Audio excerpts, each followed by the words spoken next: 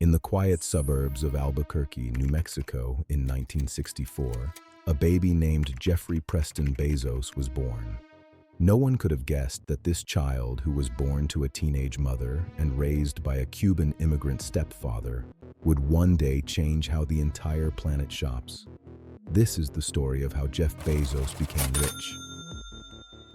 Jeff Bezos's parents divorced when Jeff was a baby and his father left. But when Jeff was about 4 years old, Jeff's mother, Jacqueline, married Miguel Bezos, a Cuban immigrant who had fled Cuba alone at age of 16 after the revolution. He adopted Jeff legally, and that's when Jeff's last name changed from Jorgensen to Bezos.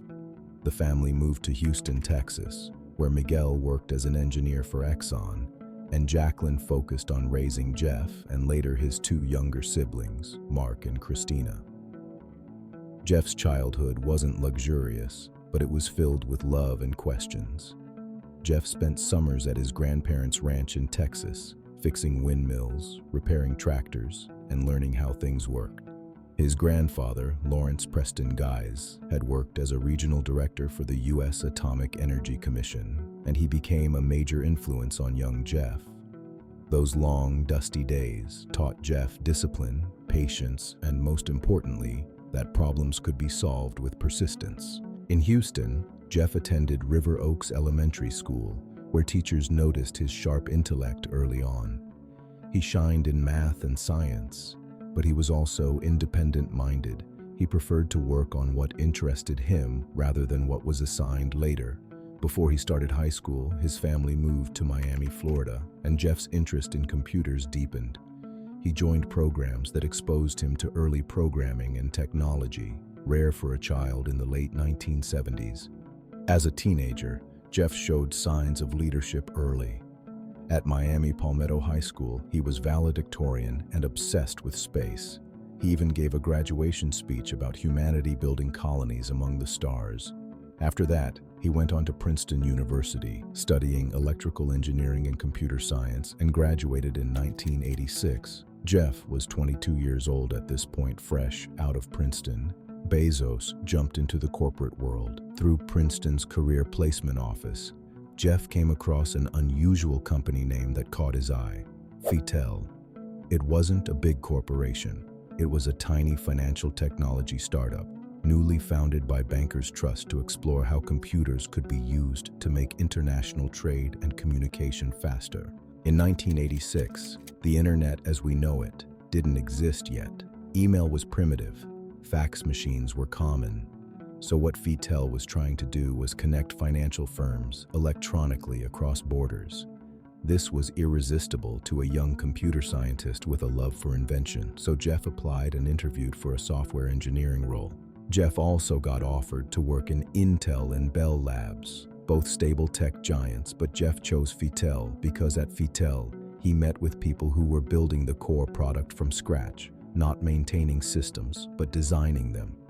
He didn't just want to write code, he wanted to see how technology met finance, leadership, and global trade. Jeff also wanted to learn how to build a business from scratch. At Feitel, he quickly rose from software engineer to head of development and then to director of customer service. He was helping to build Feitel's international computer network and setting up the company's offices in London and Tokyo. This meant long hours, constant travel, and daily problem solving. Feitel was a chaos. Everything that could go wrong did. There were technical issues, communication challenges, and strategic confusion. It was exciting, but also exhausting. After about 2 years, Jeff realized Feitel wasn't growing the way he hoped. The technology was ahead of its time, and the business model struggled. Jeff realized he needed to learn how large-scale finance and corporate systems actually worked if he ever wanted to build something enduring. So he decided to move on and join Bankers Trust in 1988. At Bankers Trust, Jeff was hired to help design and build software systems for the bank's risk management operations, a technology that helped track and analyze billions of dollars in assets. It was complex work, requiring both technical precision and understanding of finance. Within just 2 years, he was promoted to vice president. Jeff began sitting in meetings with senior executives, hearing how they talked about markets, customers, and business strategy. He saw how data and decision-making intertwined, how companies made massive moves based on models, probabilities, and sometimes gut instinct. This was where Jeff first became fascinated with system thinking, the idea that a business isn't just a set of departments, but a network of interconnected parts. If one system breaks, the whole structure shakes. Despite the prestige and success, something was missing. Jeff later said he realized that while the bank's systems were impressive, innovation moved slowly. He wanted to build faster. He wanted to take ideas from concept to product in weeks, not years. By 1990, Jeff began feeling restless again. The same itch that pushed him from Fettel returned stronger. Jeff wanted to be part of something more experimental and more creative. When he heard about a firm called D.E. Shaw and Company, a rising quantitative hedge fund that blended math, technology, and finance, he knew that was where he had to go next. Leaving Bankers Trust wasn't easy. He had a great title, a great salary, and respect within the company. But Jeff never measured success by comfort. He measured it by learning and impact. In 1990, he walked away from his secure job and joined D.E. Shaw. Working at D.E. Shaw wasn't like working at any other Wall Street firm. It was quiet, using a lot of brain, more like a research lab than a trading floor. Teams of mathematicians, physicists, and programmers worked in silence, refining algorithms that could predict and execute trades in microseconds. Jeff's work involved building systems that automated complex financial processes, blending computer science with economics.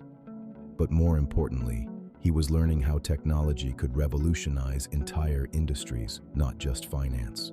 By 1993, Jeff was managing large technology projects at D.E. Shaw. That year, he came across a report projecting that internet usage was growing at 2,300% per year. That number stopped him cold. He realized this wasn't just a new communication tool, it was a new infrastructure for business. Jeff began brainstorming online business ideas, systematically listing potential opportunities the internet could support. Selling books online made sense for Jeff. There were millions of titles, far more than any physical store could stock, and they were light, standardized, and easy to ship. Jeff took his idea to David Shaw. He explained how an online bookstore could revolutionize retail, infinite selection, convenience, low overhead. Shaw listened carefully. Shaw saw potential, but also risk. He told Jeff the idea was interesting and even encouraged him to explore it within the company. For weeks, Jeff wrestled with the decision. He had a dream job, a big salary, and stock options in one of Wall Street's most innovative firms. But he couldn't shake that growth chart, the 2,300% explosion of the internet. Jeff took the leap of faith. In 1994, at age 30, Jeff Bezos walked into David Shaw's office and told him he was leaving Shaw. Didn't try to stop him. He simply said, "That sounds like a really good idea." Soon after, Jeff packed his belongings, drove across the country with his wife Mackenzie Tuttle Bezos, and began sketching out the business plan for what he first called Cadabra Inc. Jeff soon renamed it to Amazon.com. Jeff and Mackenzie had rented a small house in Bellevue, Washington, where the garage became their first office. On July 16, 1995, Amazon.com officially went live. When the website launched, orders came in faster than Jeff could have imagined. He and his small team packed books on the floor and drove them to the post office by themselves. By May 1996, less than a year after launching Amazon, they made their first $1 million in sales. But also, the excitement came with chaos. Amazon faced relentless challenges, crashing servers, delayed shipments, inventory nightmares, skeptical investors. Jeff worked 100-hour weeks. He reinvested every penny back into the company, refusing to chase short-term profit. By 1998, Amazon had added music and videos, and soon after electronics, toys, and tools. Jeff wanted Amazon to be Earth's most customer-centric company. He focused on low prices, wide selection, and convenience. The company's culture became famously intense, data-driven, high-pressure, and innovative. By 1999, Amazon had made $1 billion in sales. In 2000, there was a dot-com bubble burst on the internet. Amazon's stock price fell from $107 to $6. Still, even amid that chaos, it continued to grow to $2.76 billion in sales in 2000. Instead of retreating, Jeff expanded infrastructure, investing in warehouses, logistics, and customer data systems. That long-term mindset allowed Amazon to outlive nearly every other dot-com startup. After surviving the crash, Jeff doubled down on innovation. 2005, Jeff launched Amazon Prime, a radical idea that customers pay an annual fee for free 2-day shipping. This was to build customer loyalty. In 2006, Jeff launched Amazon Web Services, turning Amazon's internal computing power into a cloud service for other businesses. It became the most profitable thing of the company. 2007 came by, and Jeff launched Kindle e-reader, every book ever printed, in 60 seconds. It revolutionized publishing. Each of these ideas seemed risky at the time, but together, they transformed Amazon from a retailer into a technology empire. 2009 was the year Kindle became a phenomenon. Amazon released Kindle 2, lighter and faster, followed by Kindle DX for textbooks and newspapers. E-books began outselling physical books on certain days, a glimpse of the future. That same year, Amazon made a key strategic move and acquired Zappos for about $1.2 billion, expanding into fashion and showing Jeff's long-term belief that customer experience, not just price, wins loyalty. Meanwhile, Amazon Web Services launched CloudFront, a content delivery network and auto-scaling, attracting even more developers. By 2010, Amazon had transformed in 3 major ways: from retailer to marketplace, from store to cloud, from books to everything.